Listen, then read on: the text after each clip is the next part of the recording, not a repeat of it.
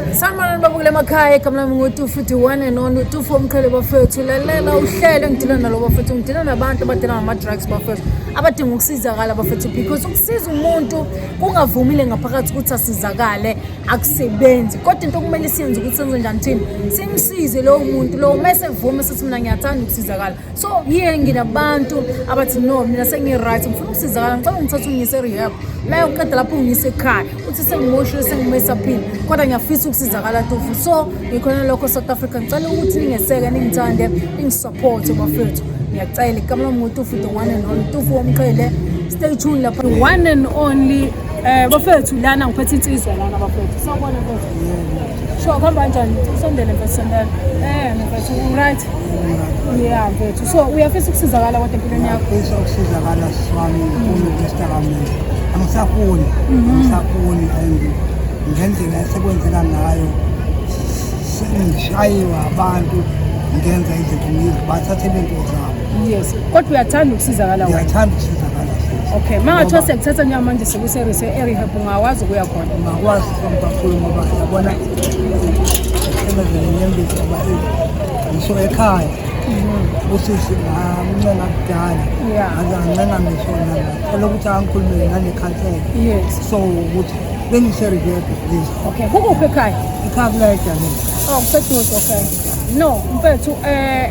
mayifika le video emndenini wakho mhlambe ungathini ukusho mhlambe noma ungakusho emndenini wakho ufisa ukusho ukuzwakalisa ukuthi nawe uyafisa ukuthi uqoqe ukubuyela ekhaya ngelinye ilanga ngiyacela ukuthi bangeseke kulokho engikhona okay ngoba ngiyabona abangeseki okay kodwa ma bengakuseka mfethu bekuthatha bekulethe ekhaya because kunezinto enizenzayo mfethu sometimes ngithina sengintshontsha nibantshontshela just because ufuna ukubhema lento yebo kunjalo yes okay so nami ngimoshile ekhaya yes and usisi wami ezama ukuvusa ekhaya kodwa mina ngoba ngibhema lesidakamizwa nginamcekela phansi ayish ngiyabonga mfethu lalela ke mfethu ngizokwenza kanje mfethu ngizofuna ukuthola more information yakho so that sizokwazi ukuthi sikuncede mhlawumbe sikuthathe sikusekhaya kulungile lokho angeke kulungile alright uthe kuphi ekhaya kusedanela ne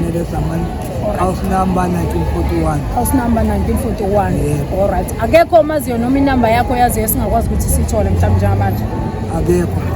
alright kodwa wena uma ngikufuna ngoba angazi ngizokuthola kujamanje just now nami ngihamba ngokunye nami right now so ngizokuthola ngoba mase ngifuna khona la kwesithathu ngizothi ngifuna ubani mina mangibaba ubaba alright la sesikoleni ngosikhona alright baba mfethu ngicela ubambe kanjena ntana yami mfethu lapho ubani sibongo phonco sibongo alright mfethu ngale mali awubambi into edliwayo ntamane 20 rand nona bafethu sina indoda ayizame ezokwenza okuzokusiza uthola ukuthi ungene mfethu so njengamanje ngiphezulu ngizama ukuthi uthele ifamily yakho ne alright ngiyabonga mfethu ube friend ngizokucinga ngifuna bani ubaba ufuna ukusizakala ubaba awukhulume nababukeli lapha ekhaya usho ukuthi ngiyafisa ukusizakala usho ukuthi ufisa ukusizakala kanjani babukeli ngiyafisa ukusizakala ukuphuma kulesidakamizwa and angisafuni and into more worst part yayo ukuthi abaningi babo bayile kuma rehab